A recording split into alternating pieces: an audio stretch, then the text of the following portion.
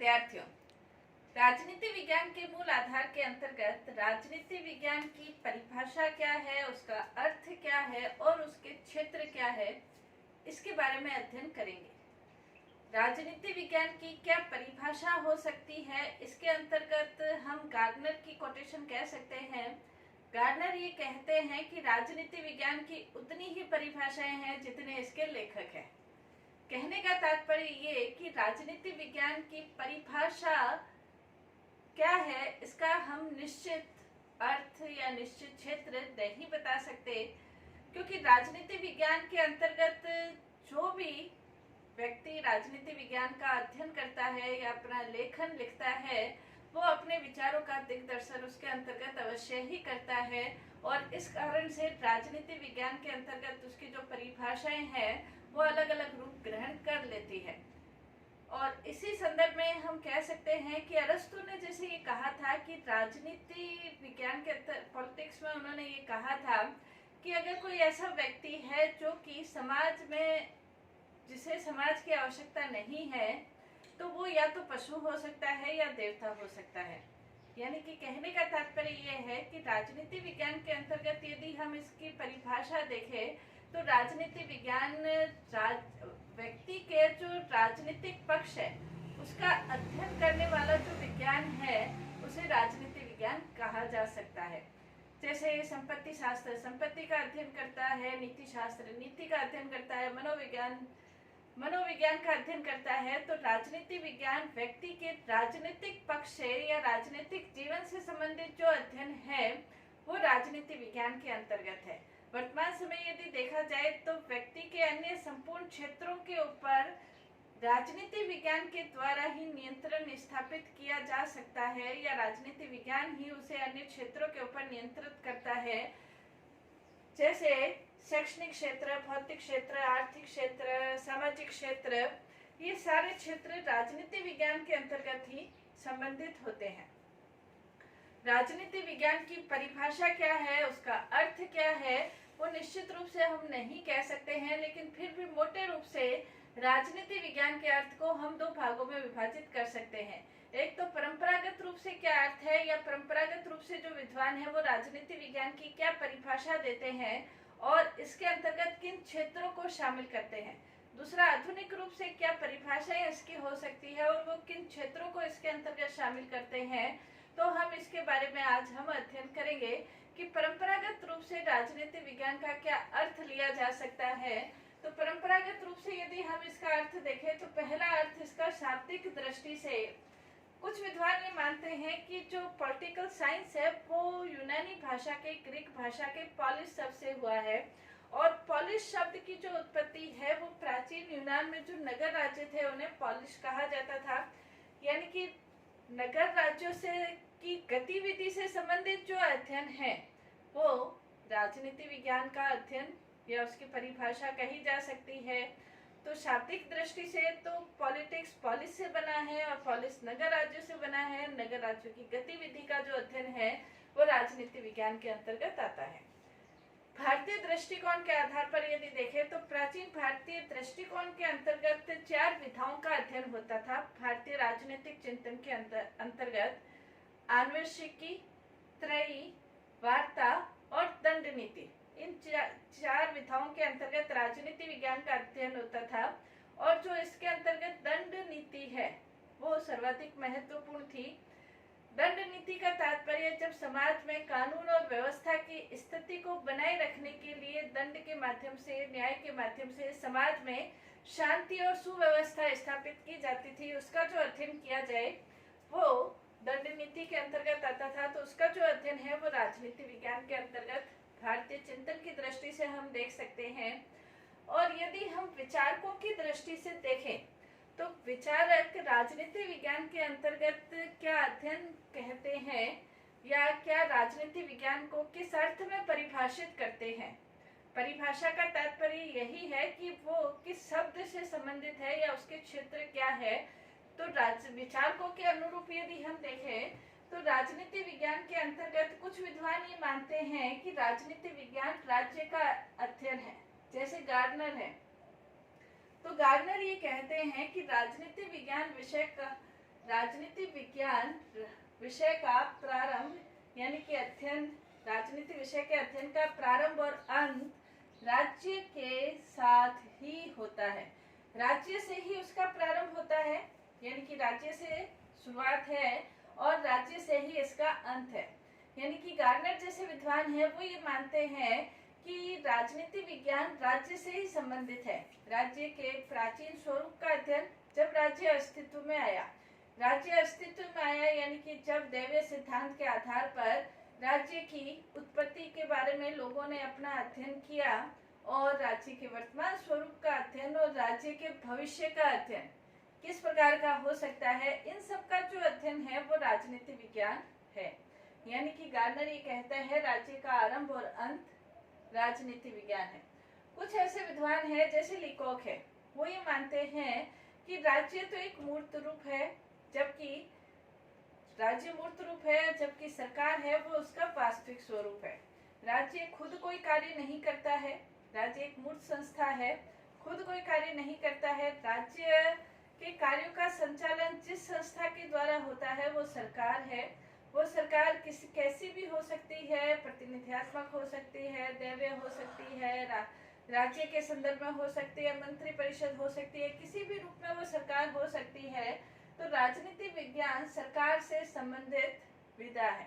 राजनीति विज्ञान के कहा है कि राजनीति विज्ञान राज्य का उसी प्रकार, राजनीति विज्ञान सरकार का उसी प्रकार से अनुसंधान करता है जैसे कि संपत्ति शास्त्र, संपत्ति का, बीजगणित, अंकों का और ज्यामिति, लंबाई चौड़ाई का जैसे अध्ययन करता है, वैसे ही राजनीति विज्ञान सरकार से संबंधित अध्ययन है। ये सीले के अनुसार है।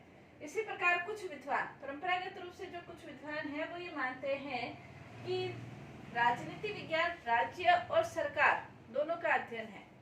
सिर्फ सरकार के अध्ययन से राजनीति विज्ञान का अध्ययन पूर्ण नहीं होता और न ही सिर्फ राज्य के अध्ययन से राजनीति विज्ञान का अध्ययन पूर्ण होता है। इसलिए गिलक्राइस्ट जैसे कुछ विद्वान हैं वो ये मानते हैं कि राजनीति विज्ञान राज्य और सरकार की सामान्य समस्याओं का अध्ययन है। राज्य की क्या समस्याएं हैं, उनका समाधान कैसे हो सकता है, सरकार की क्या समस्याएं हैं, उनका समाधान कैसे हो सकता है, ये जो अध्ययन है ये राजनीति विज्ञान के अंतर्गत होता है। तो ये विद्वान, गिलक्राइस्ट जैसे विद्वान राज्य और सरकार दोनों के अध्ययन से संबंधित मानते हैं। कुछ विद्वान ये है जो कि राजनीति विज्ञान के अंतर्गत मानवीय तत्वों को भी महत्वपूर्ण मानते हैं। वो ये मानते हैं कि ये सारी जो राज्य है, सरकार है, ये सब अपना कार्य क्यों करते हैं, मानव जीवन को सुखमय बनाने के लिए या मानव जीवन की उन्नति के लिए, प्रगति के लिए जो कार्य है, यानी कि कहीं न कहीं राज्य और सरकार है वो मानवीय तत्वों से ही जुड़े हुए हैं।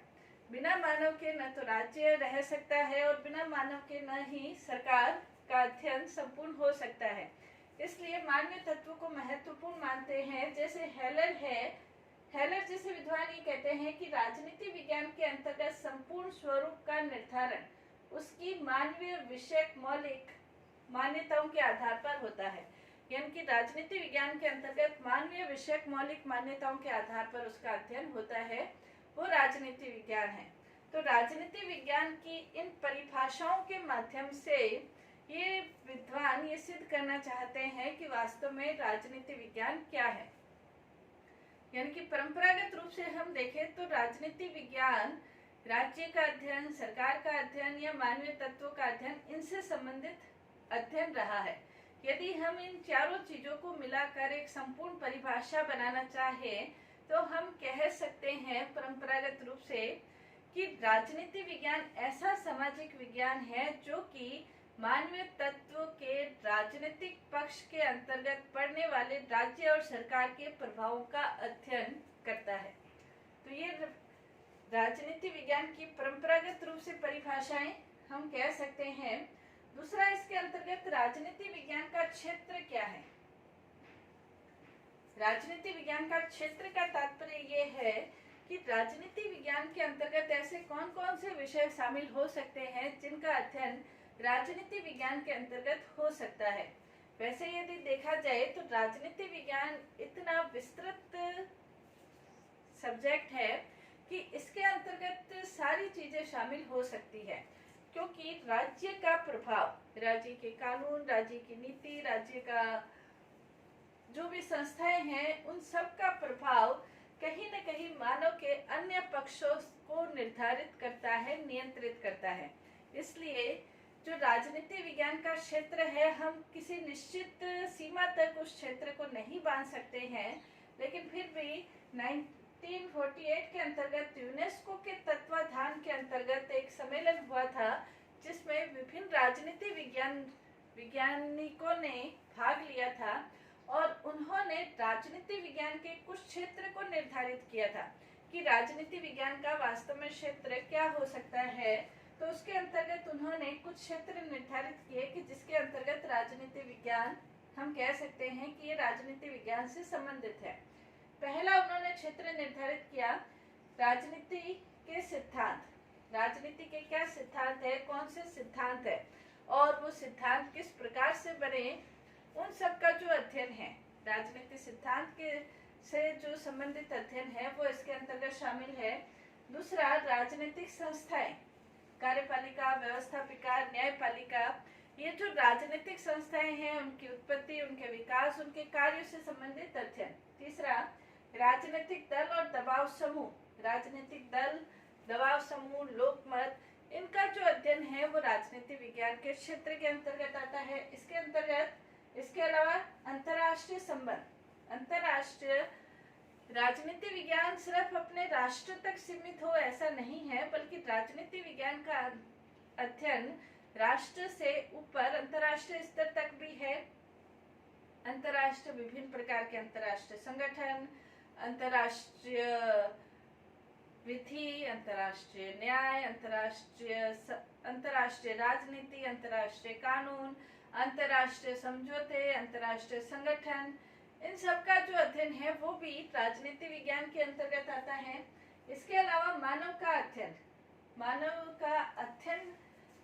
मानव के अध्ययन के अंतर्गत राजनीति विज्ञान के मानव उन अधिकारों का प्रयोग करता है। कौन से अधिकारों का? जो कि राज्य के द्वारा उसे प्रदान किए जाते हैं। व्यक्ति स्वयं अधिकारों का प्रयोग कर सकता है, नहीं कर सकता है। राज्य के द्वारा ही व्यक्ति को अधिकार दिए जाते हैं और उन्हीं अधिकारों का व्यक्ति प्रयोग करता है। तो उन अधिकारों का अध्ययन, व्यक्ति का राज्य के प्रति क्या कर्तव्य है, उन कर्तव्यों का अध्ययन, राज्य और व्यक्ति के बीच संबंध किस प्रकार का है, राज्य के कानूनों का प्रभाव व्यक्ति पर किस प्रकार का पड़ता है, नीतियों का प्रभाव किस प्रकार का पड़ता है, व्यक्ति के जीवन की समस्याओं का समाधान राज्य किस प्रकार से करता है, इस तरह का अध्ययन भी राजनीति विज्ञान के अंतर्गत शामिल है। इसके अलावा जैसे कैटलिन ने कहा है कि राजनीति विज्ञान नियंत्रक एवं नियंत्रित करने वाला यानी कि राज्य और नियंत्रित यानी कि व्यक्ति, इन दोनों के संबंधों का, व्यापक संबंधों का अध्ययन है। इसके अलावा स्थानीय स्तर की क्या समस्याएं हैं, राष्ट्रीय स्तर की क्या समस्याएं हैं, अंतर्राष्ट्रीय स्तर की क्या समस्याएं हैं, इसका जो अध्ययन है वो भी इसके अंतर्गत शामिल है।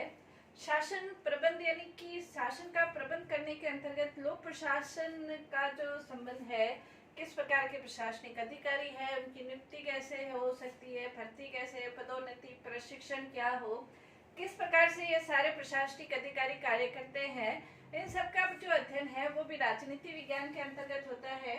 राजनीति विज्ञान का अन्य सामाजिक विज्ञानों के साथ क्या संबंध है?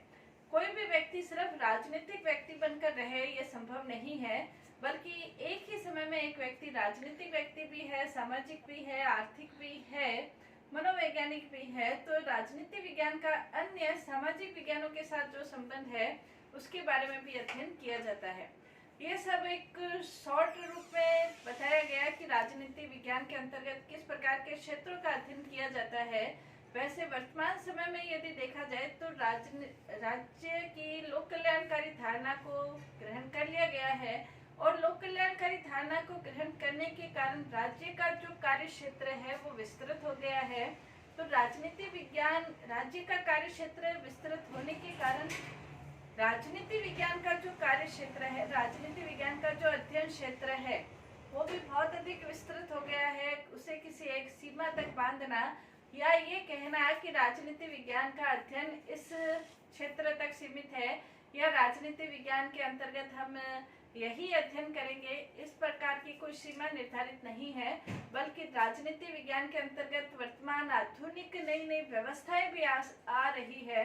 तो राजनीति विज्ञान का जो क्षेत्र है वो दिन प्रतिदिन विस्तृत होता जा रहा है।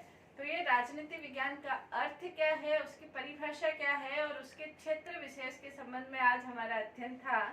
धन्यवाद।